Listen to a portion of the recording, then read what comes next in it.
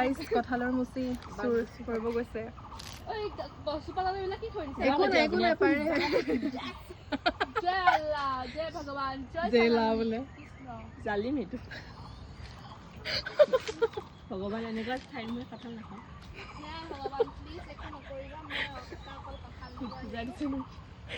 কৃষ্ণ কঁঠালটো যে পূজা দিয়া কঁঠালে দেখি নাখাওঁ পূজা নহয় চাউল অ নাই পূজা হৈ নালাগে দে খাওক বা এই এনে গছৰ তটো খালে ভালে হ'ব আপোনাৰ বোলে ইউ কেন ডু ইট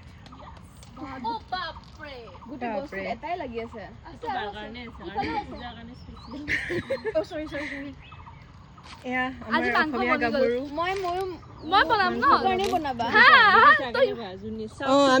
আমি জুনিয়ৰ কিজনী আৰু খাব নাপাওঁ নিদিলে আমাক আৰু মাংসৰ জোল লৈ যাওঁ প্ৰভু আমি আজি গছ চাফা কৰি দিম কাৰণ আমি কঁঠাল চুৰ